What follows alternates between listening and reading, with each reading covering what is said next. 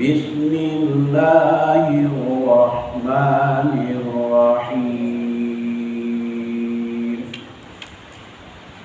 Summa afidu min haitsu afadan nas wastaghfirullah.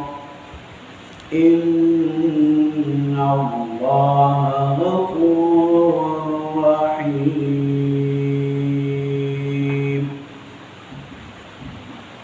Summa itu summa itu namanya kata sambung. Setelah beberapa lama wukuf di padang Arafah sampai selesai salat maghrib, salat maghrib berjamaah dan isya, summa afidu min haitsu afadan nas. Kemudian afidu,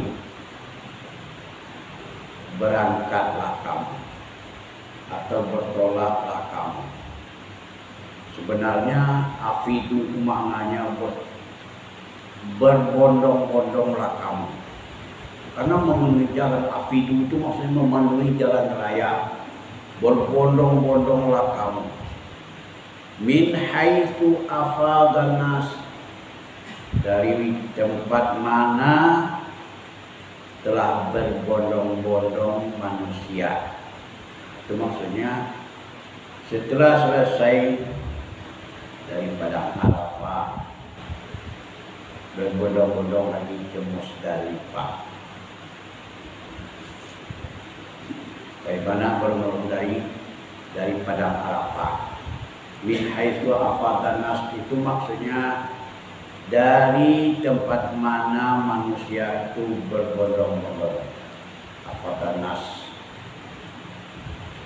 Mulai dari Nabi Ibrahim di situ dulu, wukufnya di padang Arafah. Setelah selesai maghrib pergi ke Musdalifah. Tetapi di zaman jahiliyah, di zaman sebelum Nabi Muhammad diutus ke Makkah, orang-orang Quraisy, baik orang kafir maupun orang musyrik, orang khususnya suku Quraisy. Suku Quraisy itu dia tidak mau wukuf di Arafah.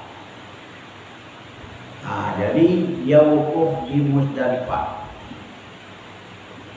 Jadi pun walaupun orang-orang itu dulu sebelum Islam masuk ke situ, dia sudah menunaikan ibadah haji juga. Tentu sesuai pula dengan cara-cara mereka, sesuai dengan tuntunan nenek moyang mereka. Maka orang Quraisy dia wukufnya di Musdalifah.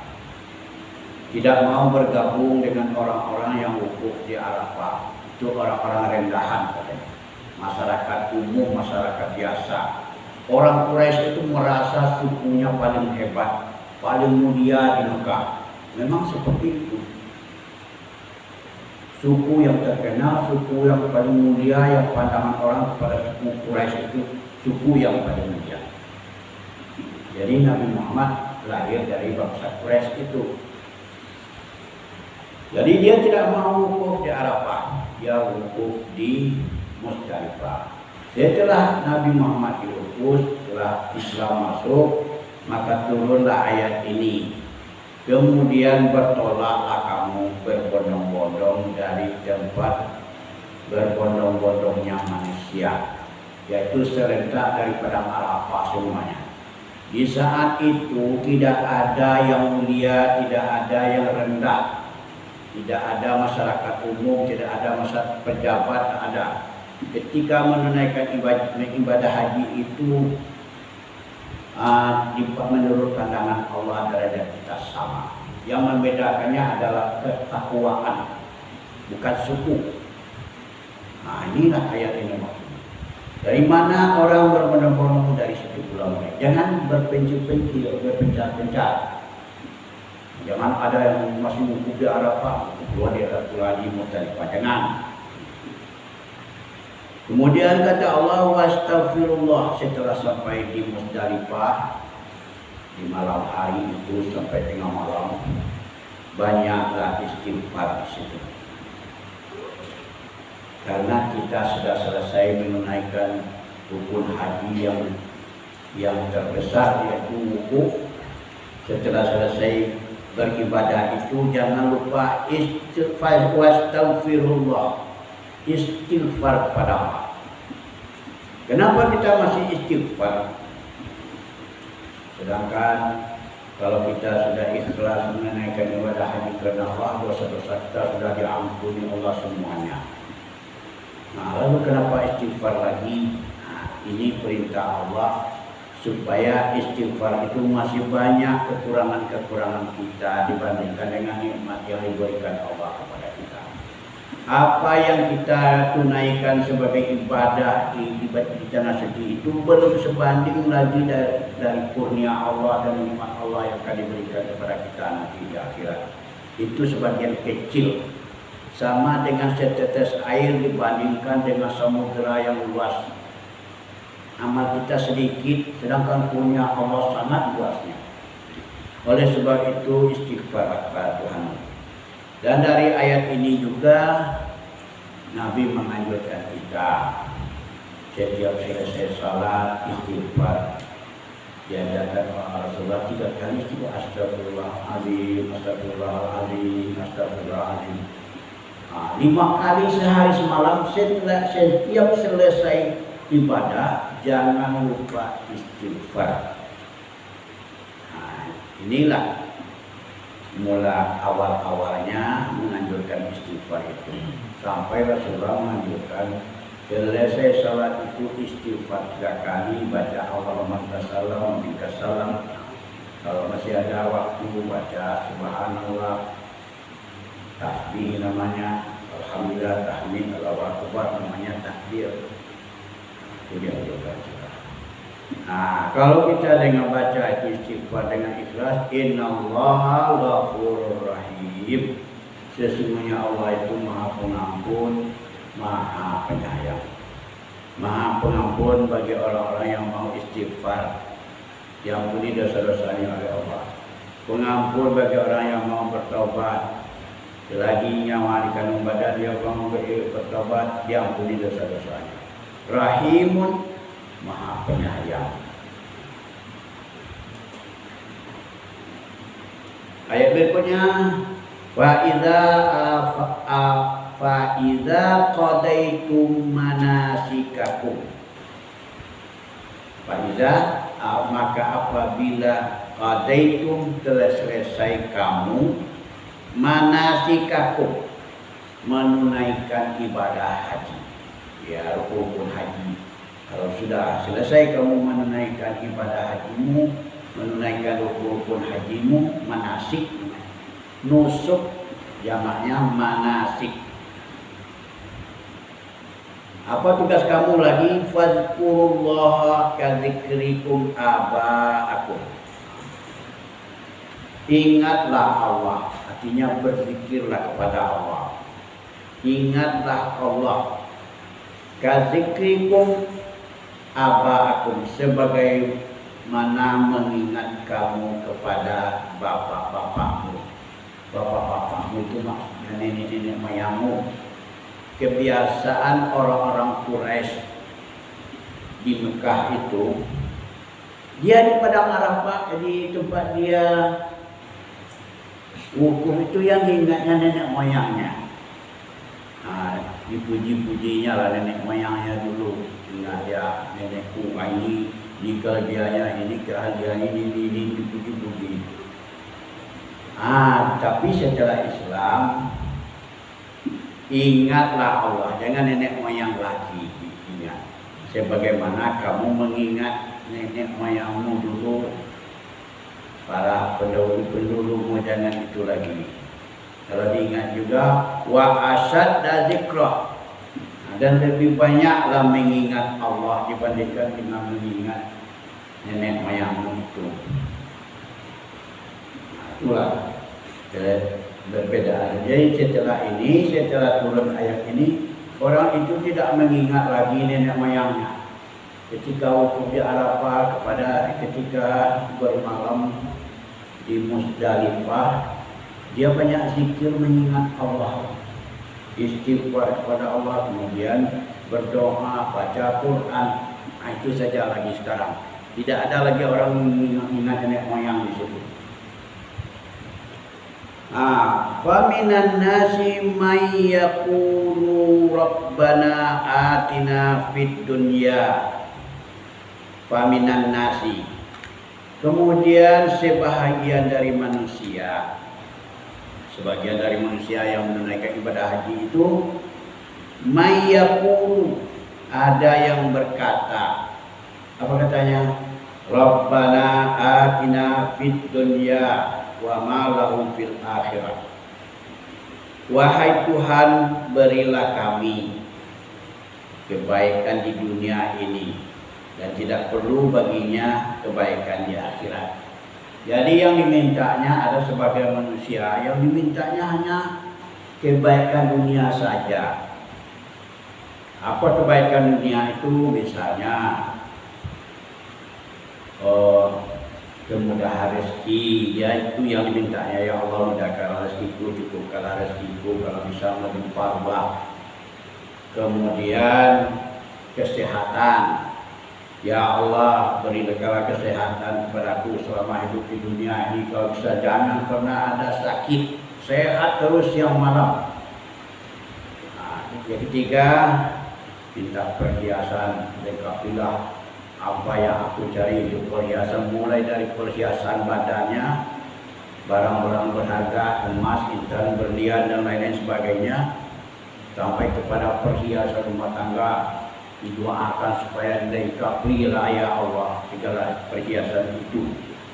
Kemudian diminta lagi, ya Allah, berilah aku kedudukan yang baik, kalau bisa aku menjadi seorang pemimpin di sini. Apalagi di saat-saat pilkada, pilcaleg, pilpres misalnya, itu mendoa itu yang didoakan supaya lolos dia sebagai calon. Itu dimintakan. Itu sebahagia manusia seperti itu doanya. Kenapa untuk dunianya saja diminta, untuk akhirat tidak perlu? Karena keyakinan orang waktu itu, orang kafir, orang musyrik itu keyakinannya hidup ini hanya di dunia saja. In hiya illa hayatuna dunya wa ma nahnu bimab'utsin. Hidup itu tidak ada hanya kecuali di dunia saja. Kalau kita sudah mati tidak akan dibangkit lagi. Oleh sebab itu yang diminta kebaikan dunia. Apa yang merupakan kebaikan di dunia, itu saja yang dimintanya. Nah, ini orang-orang apa dulu? Orang-orang kafir, orang musyrik yang menunaikan ibadah haji juga, tapi hajinya cara dia sendiri. Wa minhum may yaqulu. Ayat berikutnya, di antara mereka ada yang mengatakan, ada yang berdoa, Rabbana atina fid dunya hasanah wa fil akhirati hasanah wa qina adzabannar. Sebagian mereka ada yang berdoa kepada Allah, wahai Tuhan kami, berilah kami, atina fid dunya, berilah kami di dunia ini hasanah, kebaikan, wa fil akhirati hasanah, dan di akhirat nanti juga beri kebaikan, wa qina adzabannar, dan jauhkan kami dari siksaan neraka. Nah, di situ pemahamannya bagaimana? Hasanatan, sama-sama hasanatan yang diminta. Hasanatan yang pertama nakirah, tidak pakai alif lam. Hasanatan yang kedua juga tidak pakai alif lam. Itu menunjukkan hasanah di dunia berbeda dengan hasanah di akhirat. Nah, beri kami di dunia ini hasanah ya Allah. Dan beri pula kami di akhirat nanti hasanah yang lain. Kan beda. Sebab hasanah di dunia tidak sama dengan hasanah di akhirat. Itu ditunjukkan oleh kalimat itu. Kalau hasanah di dunia apa? Kita diberi kesehatan oleh Allah, kita diberi rezeki yang cukup sekadar untuk memenuhi kebutuhan hidup kita, untuk beribadah, ada sandang lengkap, sandang pangan, papan, sandang pangan, papan. Itu sudah bagus, itu sudah hasanah. Tapi di akhirat nanti jauh lebih bagus hasanahnya. Apa hasanahnya? Di akhirat kalau kita mendapat hasanah daripada Allah, kalau diberinya kita oleh Allah hasanah nanti, nama hasanah itu surga. Dapat hasanah sekarang, dapat di akhirat dapat hasanah, artinya orang itu masuk surga. Disambut di pintu gerbang surga itu oleh para malaikat yang menyambut tamu, dapat kalimat bunga, dapat ucapan salam, assalamualaikum. Malaikat itu namanya hasanah di akhirat. Jadi hasanah di akhirat jauh lebih tinggi nilainya daripada hasanah di dunia. Kalau tahu kita ketika berdoa itu, tahu kita di dunia ini tidak dikabulkan doanya, tapi di akhirat nanti akan dikabulkan kata Allah. Kita pilihlah yang di akhirat. Jangan pilih di dunia, hasanah di dunia. Karena hasanah di akhirat itu jauh lebih besar, jauh lebih berharga. Wa qina azabannar, dan jauhkan kami dari azab neraka. Jadi faman zuhsiha 'anil nar wa udkhila jannah faqad faz. Siapa yang dijauhkan dari neraka lalu dimasukkan ke dalam surga, itulah orang yang paling beruntung. Faqad faz. Faqad faz. Itu yang paling beruntung. Ulaika itu mereka. Ini mereka yang mana? Yang berdoa tadi di Padang Arafah, di Musdalifah, dia doanya Rabbana atina fid dunya hasanah wa fil akhirati hasanah wa qina azabannar. Jadi nanti kalau ada kita sempat ke sana menunaikan ibadah haji, tidak dapat doa-doa yang lain, doa ini saja sudah cukup. Ini saja baca terus. Rabbana atina fid dunya hasanah wa fil akhirati hasanah wa qina azabannar. Ulaika orang yang mengucapkan doa ini lahum nasibum mimma kasabu. Mereka itu akan mendapat bahagian. Nasib itu artinya bahagia. Akan mendapat bahagian mimma kasabu, dari apa yang mereka usahakan. Kalau usahanya ya pergi berusaha mengumpulkan harta untuk naik haji, wukuf di Padang Arafah, kemudian berzikir di Musdalifah, akan dilanjutkan ke Mina nanti untuk melontar jumrah. Wallahu sari'ul hisab. Apa artinya? Allah itu sangat cepat perhitungannya. Jadi perhitungan maksudnya itu Allah itu punya mesin, tidak perlu pakai komputer, karena cepat perhitungannya. Orang ini pahalanya sekian, ini balasannya. Orang ini dosanya sekian, ini balasannya. Cepat sekali. Mulai dari manusia yang pertama sampai manusia yang terakhir nanti. Dihisab oleh Allah tanpa ada bantuan alat-alat penghitung. Allah itu tahu.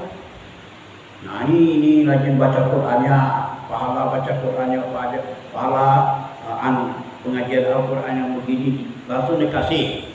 Itu sangat cepat maksudnya.